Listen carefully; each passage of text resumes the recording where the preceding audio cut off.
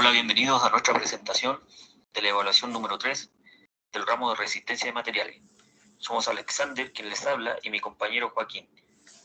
Quisimos, por iniciativa propia, establecer un temario tentativo de los contenidos a revisar, los cuales son los siguientes. Conceptos básicos de las estructuras llamadas columnas, pasos de la construcción de una columna, obviamente los pasos más importantes, análisis del comportamiento de una columna, análisis de tensión de cerchas.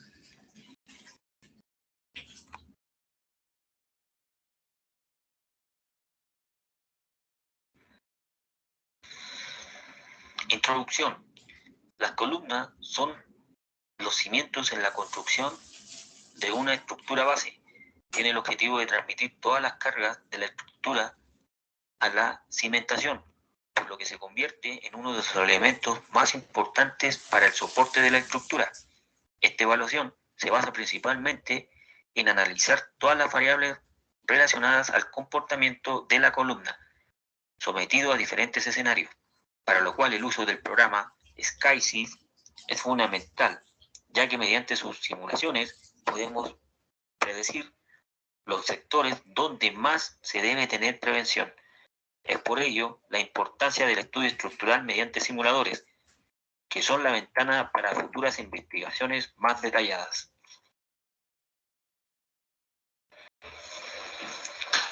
Objetivo principal: comprender y analizar el comportamiento estructural de las columnas sometidas a cargas distribuidas, evaluando sus reacciones y fenómenos asociados a la resistencia de materiales. Objetivos secundarios: explicar los conceptos básicos de las columnas, en nuestro caso relacionados a sus funciones y a la aplicación de la fórmula Euler en las columnas largas. Realizar un resumen de la construcción de columnas mediante el diagrama de bloques. Analizar las tensiones de cerchas sometidas a carga en sus partes superiores. Presentar el progreso de la meta propuesta en el inicio del ramo.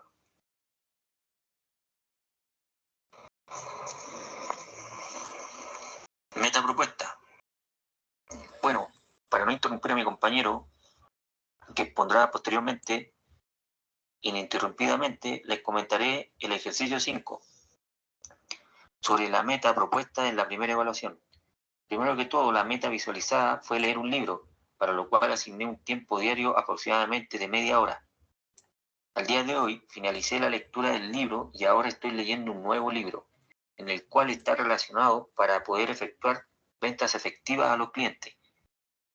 Haberme propuesto esta meta tuvo un giro radical en mi periodicidad de lectura, así que al día de hoy puedo decir con creces que sí puedo. Aprovecho de mostrar la evidencia en la parte baja de la diapositiva. Muchas gracias, lo dejo con mi compañero Joaquín Hidalgo.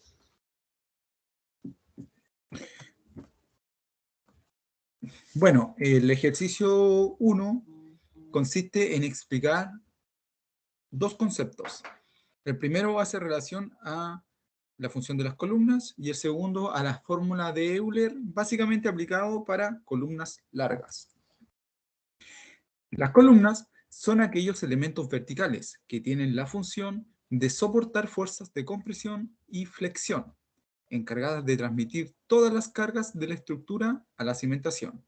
Es decir, son uno de los elementos más importantes para el soporte de la estructura, por lo que su construcción requiere especial cuidado. Bueno, aquí les presento la fórmula de Euler, que se puede adaptar para predecir la carga crítica con que la columna comenzaría a pandearse.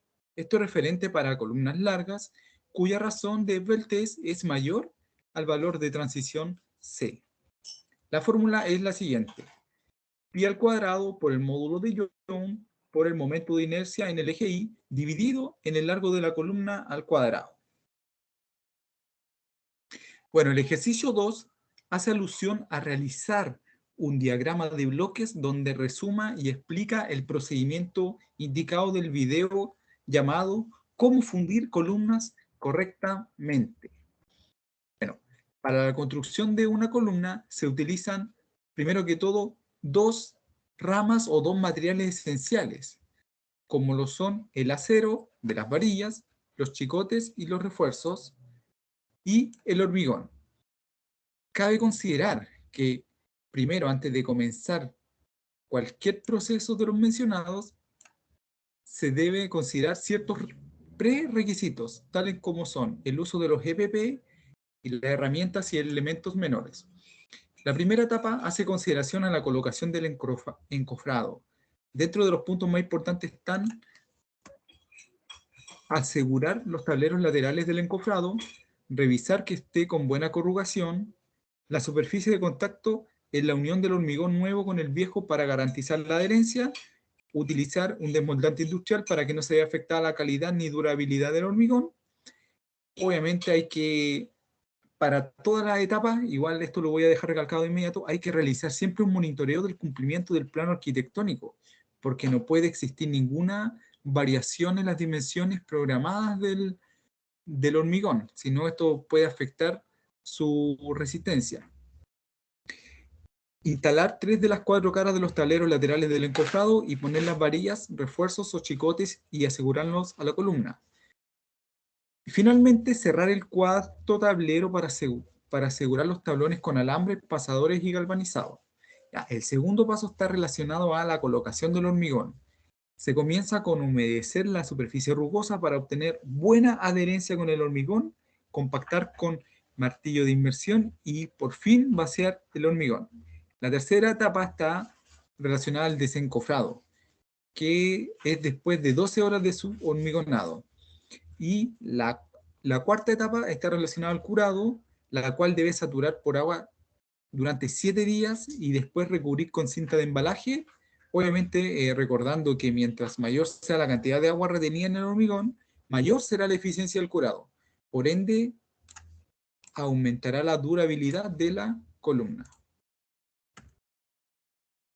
El ejercicio 3 pide analizar el comportamiento de una columna, para la cual nos dan los siguientes datos. Bueno, en función de nuestro root, la altura del pórtico 6,5 metros, las cargas distribuidas en el techo de 0,83 kilonewton por metros, para un perfil en forma de H, en los miembros estructurales y perfiles circulares de concreto de alta resistencia a las columnas. Se solicita analizar el comportamiento de las columnas bajo 2 casos. El caso 1 es con soporte empotrado y el caso 2 es para fijos de bisagras. Bueno, aquí voy a hacer una observación bien importante que fue por confusión. Cuando terminé completamente el ejercicio 3, nos percatamos de que había que utilizar el pórtico que daban en el planteamiento. Yo había utilizado el que habían dado en clase. Y la verdad es que lamentablemente por tiempo ya no alcanzaba a cambiar la figura. Pero los principios a aplicar son los mismos, así que no, ojalá que no sea tan grande el castigo por lo mismo. Así que continuaremos con el ejercicio en función del modelo entregado anteriormente. Ya. Primero que todo utilizaremos GeoGebra para adaptar las medidas del esquema del pórtico, haciendo que nos calce la altura con los 6,5 metros, ¿cierto?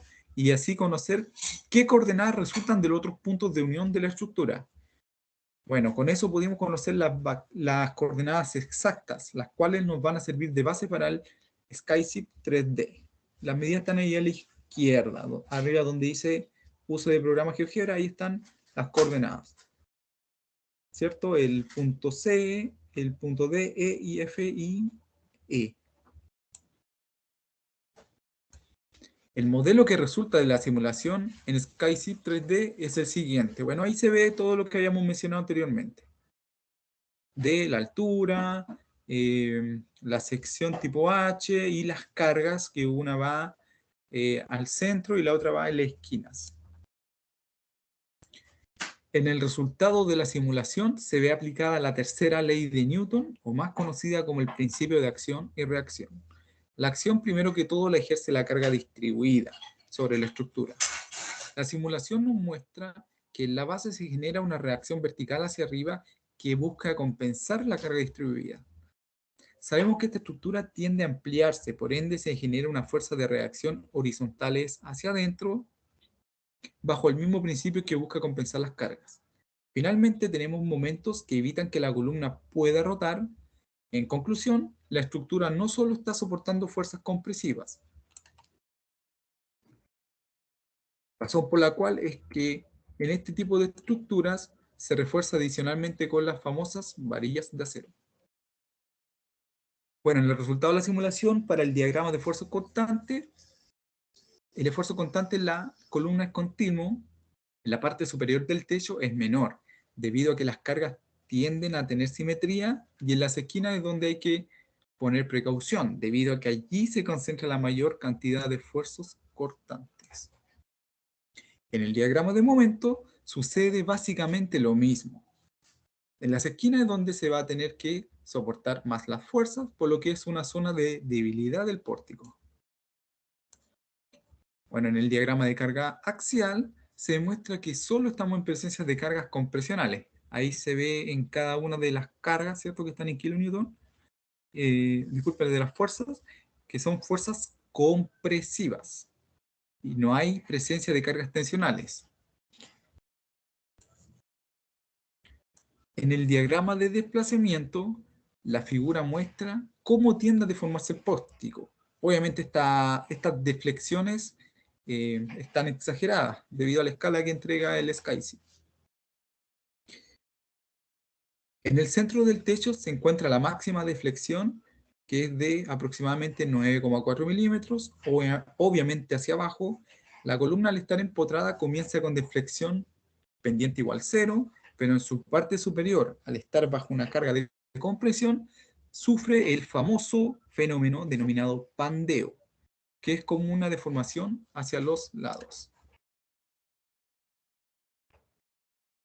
Bueno, quise adicionar el diagrama de esfuerzo, que en las esquinas del pórtico es donde la estructura está mayormente solicitada, con esfuerzos de aproximadamente 25 megapascales.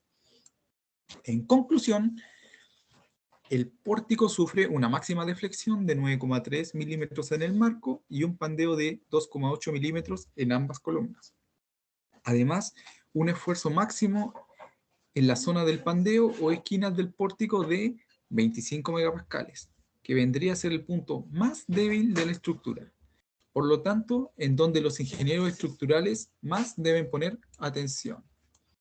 En el ejercicio 4 está relacionado al análisis de tensiones. Y la pregunta es, se tienen las siguientes dos cerchas de base 5,5 metros de altura, que su altura viene dada por la proporcionalidad del plano colocado. Esta vez sí utilicé los planos colocados. Simúlelas en SkySeep Truss Frame 2D y analice las tensiones presentes en cada una cuando resisten tres cargas de 0,55 kN, dato dado de acuerdo al RUF, hacia abajo en sus partes superiores. Primero que todo, utilizamos el programa GeoGebra, ¿cierto?, para adaptar las medidas del esquema del pórtico, haciendo que nos calce la altura de los 6,5 metros, y así conocer qué coordenadas resultan de los otros puntos de unión de la estructura, con lo que pudimos conocer las coordenadas exactas, las cuales servirán de base para el modelamiento del SkySeep en el SkySeep 3D. Bueno, en el primero tenemos la opción 1, ¿cierto?, que es ese dibujo que es muy básico, y como tenía solamente tres esquinas, fue fácil llevarlo al SkySeep y solamente necesitamos el GeoGebra. En cambio, para la opción 2 tuvimos que aplicar el teorema de Tales, y como tiene las otras partes de esos fierros que van ahí cruzados, a ese tuvimos que estimarle. Por ejemplo, yo estimé que ese estaba con respecto al centro al 40% hacia la izquierda y el restante era un 60%, porque aquí no había teorema que nos ayude, porque no había ángulo o cosas así por el estilo. Vamos a comenzar obviamente con la opción 1. El modelo que resulta de la simulación en SkySeep es el siguiente, ¿cierto? Ahí están las cargas en la esquina de 0,55 kN, ahí están las medidas reales con respecto a GeoGebra, y menos mal nos permitió, nos funcionó bien el simulador. Resultado de la simulación, el diagrama de carga axial. Bueno, en el diagrama de carga axial nosotros aprovechamos de mostrar las reacciones también de la estructura. En el resultado de la simulación, nuevamente se ha aplicado el principio de acción y reacción. La acción la ejerce la carga distribuida sobre el techo de la estructura. El resultado de la simulación nos arroja las reacciones y cargas axiales en nuestros nodos. Como las cargas axiales están todas con las letras C, significa que están trabajando solo a compresión. Lo otro a mencionar es que a pesar de que las cerchas están empotradas, no hay momento. Y la parte en negro significa que esa parte de la estructura no está prestando ayuda a soportar esfuerzos. En conclusión, el máximo es de 0,88 kN de compresión cerca del empotramiento y un mínimo de 0. Se explica el alto valor de la carga porque hay esfuerzos que se van anulando. Entonces, experimenta una distribución desigual de cargas. Ese valor de carga no es significante para deformar en gran medida el cemento, por lo que se estima que es una cantidad ínfima, considerando obviamente que el acero puede soportar los 410 kN. Opción 2.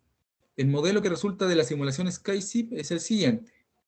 Bueno, ahí está los mismos 0,55 kN en sus esquinas, menos en las de abajo, ¿cierto? No quise agregar más para que no tuviera diferencias con el primero.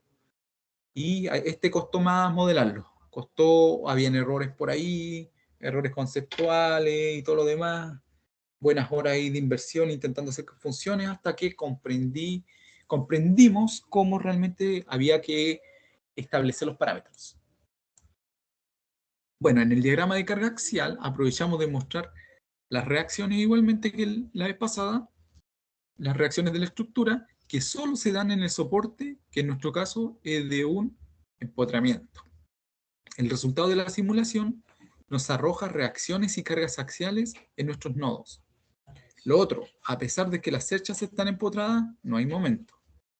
Como las cargas axiales están con la letra C y otras con la letra T, significa que estamos trabajando a compresión y otras están tensas. El lugar con la mayor compresión es en la parte de abajo cerca del empotramiento, que es donde normalmente suele suceder. Se visualiza que esas estructuras que están cruzadas, ¿cierto? Dice 0,528 kN y de manera cruzada sale 0,528. Una es a tracción y otra es a compresión. Eso quiere decir que básicamente eso que está ahí está equilibrando la estructura. Es por eso que es importante que estas estructuras trabajen tanto a compresión como a tracción. En la parte de abajo se ve una situación similar. Abajo dice 0,22 kN atracción, en el otro extremo 0,22 kN atracción y al medio 0,44. Quiere decir que eso genera un equilibrio. Conclusión. El máximo es de 2,15 kN de compresión y el mínimo es de 0,53 kN negativo, bueno, que en realidad significa tensión. Se explica el alto valor de la carga porque hay esfuerzos que se van anulando, entonces experimenta una distribución desigual de las cargas. Ese valor de carga no es significante para deformar en gran medida el cemento. Disculpen, el acero, por lo que se estima que es una cantidad ínfima. Y de nuevo considerando que obviamente el acero puede soportar hasta los 410 megapascales. Ya, con respecto a la meta que yo visualicé en un principio era mejorar mi resistencia cardiovascular, completando un circuito de 40 minutos. Y el hábito era salir 2 veces por semana a trotar y aumentar el consumo de alimentos.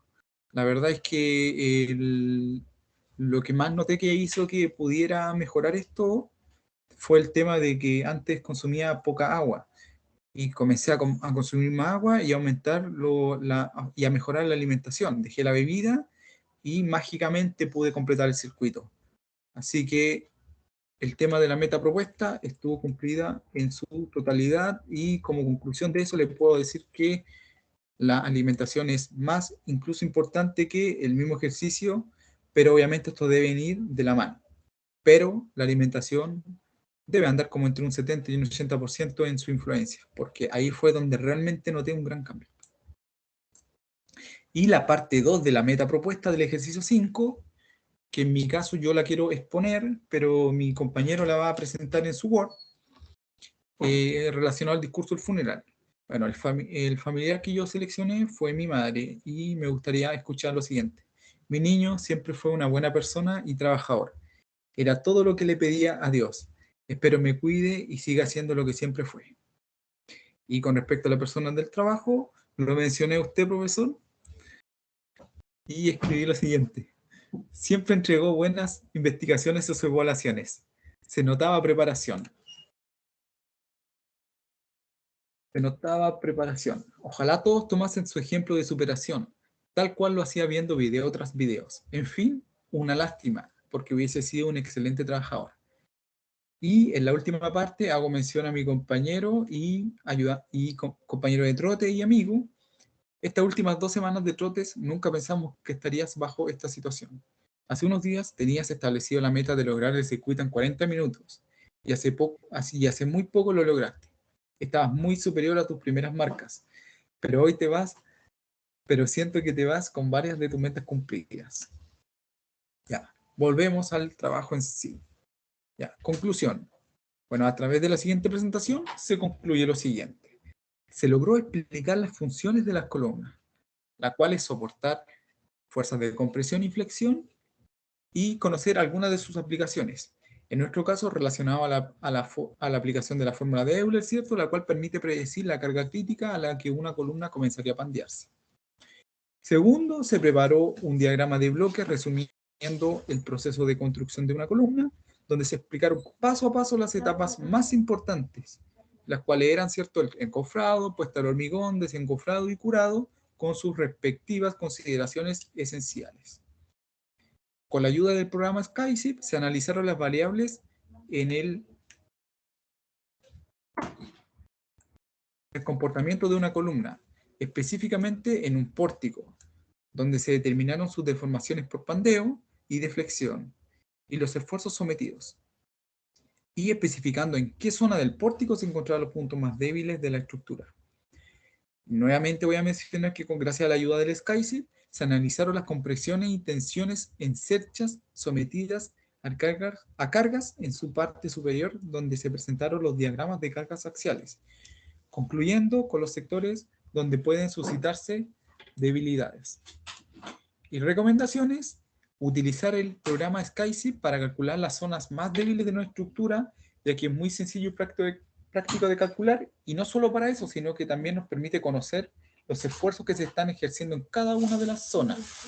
Y la última recomendación, que si bien no está escrita, es relacionado a que esto de darnos un apoyo, de establecer una meta personal, nos está dando ventajas, porque a veces uno no visualiza que solo es estudio y trabajo. Así que gracias, porque eso me permitió mucho me permitió mucho volver a mi estado físico.